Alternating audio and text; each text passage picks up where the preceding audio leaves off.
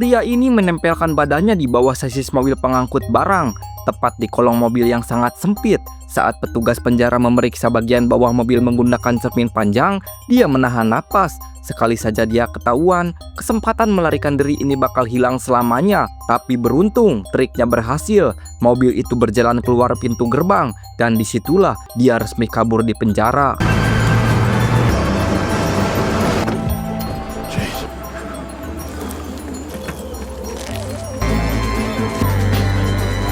Bukannya lari jauh keluar kota, pria bernama Jeb ini justru memilih tempat persembunyiannya yang sama sekali tidak terpikirkan oleh siapapun. Dia malah masuk ke sebuah toko mainan raksasa. Setiap hari, toko itu melayani pembeli seperti biasa. Tapi pas malam hari saat semua lampu padam, toko mainan itu berubah jadi rumah mewah rahasia miliknya. Bagaimana bisa seorang buronan nomor 1 tinggal di dalam toko mainan selama bertahun-tahun tanpa ada satu orang pun yang sadar? Berawal dari nasib Jeb yang sebenarnya cukup tragis. Jeb adalah seorang veteran angkatan udara yang punya keahlian luar biasa dalam hal pengintaian. Tapi hidupnya setelah pensiun justru jauh dari kata senang. Pekerjaannya serabutan, uangnya pas-pasan. Bahkan untuk membelikan kado sepeda listrik buat anaknya di hari ulang tahun saja, dia tidak sanggup. Karena kondisi ekonomi yang terus terpuruk ini, istrinya memilih cerai dan membawa ketiga anak mereka pergi. Rasa frustasi itu akhirnya memicu ide gila di kepala Jeb. Mengandalkan keahlian pengintaiannya, Jeb mulai mengamati sebuah toko McDonald. Dia catat jadwal shift karyawan, alur pengiriman uang, letak titik buta CCTV, sampai waktu paling tepat untuk beraksi. Setelah 1 bulan mengintai, Jeb langsung melancarkan aksi pertamanya. Dia masuk lewat saluran ventilasi atap, menyapa para karyawan dengan senapan. Good morning, team. Lalu mengunci mereka di dalam lemari pendingin. My ears are cold. This is the becoming a criminal. Tapi Jeb ini perampok yang unik. Dia tidak punya niat melukai siapapun. Bahkan sebelum kabur membawa uang, dia malah meminjami jaket hangatnya ke karyawan yang kedinginan. Okay, happy now? Lalu menelpon polisi N11 untuk memberitahu lokasi para sandera agar mereka cepat diselamatkan. Metode masuk lewat atap ini dia ulangi terus-menerus. Selama 2 tahun, Jeb membobol lebih dari 40 toko dengan cara yang persis sama. Polisi sampai memberikan julukan khusus buat dia, Robman, si pria atap.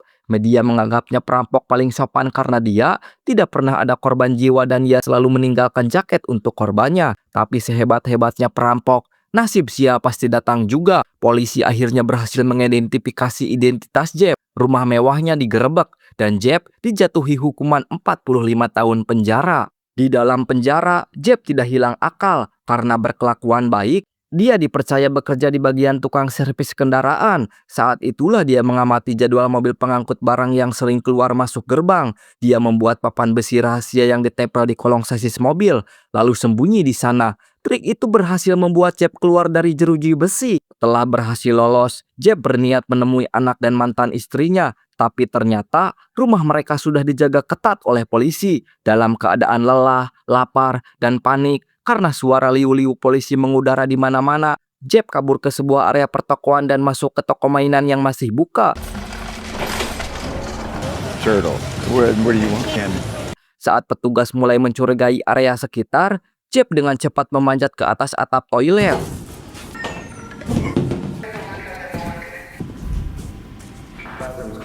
Situlah ide jeniusnya muncul. Ruang atap toilet itu bersebelahan langsung dengan ruang kantor manajer. Begitu malam tiba dan toko tutup, Jeb turun secara tiba-tiba. Dia menemukan buku panduan sistem keamanan, membobol jaringan CCTV, lalu mematikan kamera di area tertentu secara permanen. Tak berhenti di situ, Jeb bahkan menemukan ruang kosong yang tersembunyi di balik dinding etalase sepeda. Ruangan sempit itu dia sulap jadi tempat tinggal rahasianya. Jeb mengambil makanan dari pantry, membawa televisi mini, menyusun boneka, bahkan memasang kamera CCTV intai sendiri untuk memantau gerak-gerik karyawan dari dalam dinding. Siang hari dia bersembunyi dengan tenang, malam hari dia bebas berkeliaran di dalam toko itu.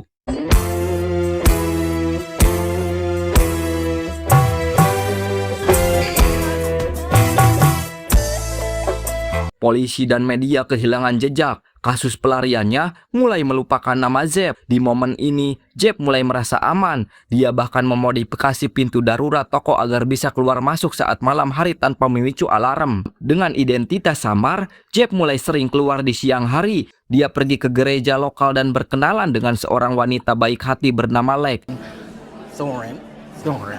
Untuk menutupi masa lalunya, Jeb mengaku sebagai agen rahasia pemerintah yang baru pindah tugas. Hubungan mereka semakin dekat. Lex yang tidak tahu apa-apa bahkan mengenalkan Jeb kepada anak-anaknya. Jeb merasa akhirnya dia bisa mendapatkan kembali kehidupan normal yang selama ini hilang. Tapi kehidupan ganda ini jelas punya batas waktu. Suatu pagi, Jeb yang sedang mencuci pakaian di dalam toko, hampir saja ketahuan bos pemilik toko yang datang lebih awal.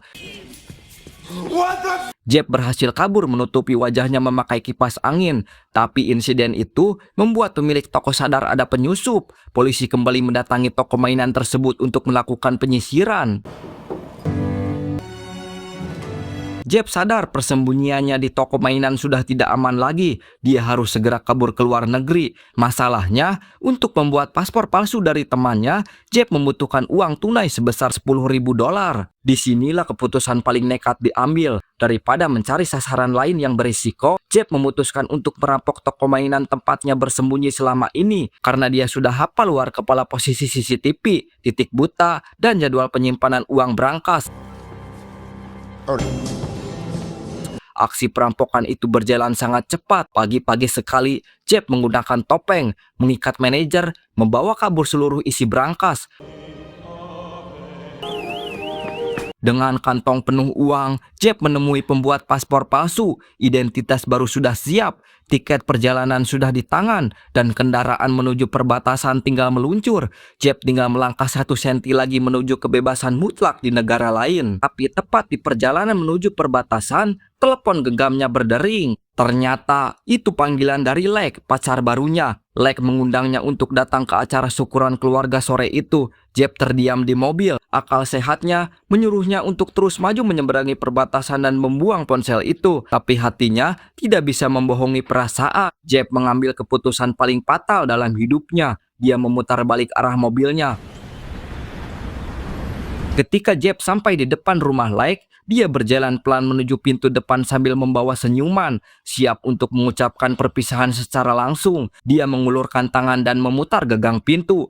Tapi begitu pintu itu terbuka, Merry Christmas. Jeb tidak melihat pesta keluarga. Di dalam rumah sudah berbaris puluhan petugas kepolisian dengan senjata terkokoh mengarah tepat ke dadanya. Ternyata saat aksi perampokan di toko mainan kemarin, Lex sempat berpapasan dengan perampok di luar. Meskipun perampok itu tertutup rapat, Lex mengenali postur tubuh dan suara pria yang dicintainya. Dengan hati hancur, Lex mengambil keputusan berat untuk melapor ke polisi. Pelarian gila si pria atap akhirnya resmi berakhir di sana. Jeb kembali dijebloskan ke dalam penjara dengan tambahan hukuman yang membuat sisa hidupnya harus dihabiskan di balik jeruji besi. Terima kasih, saya pamit. Sampai jumpa di video berikutnya.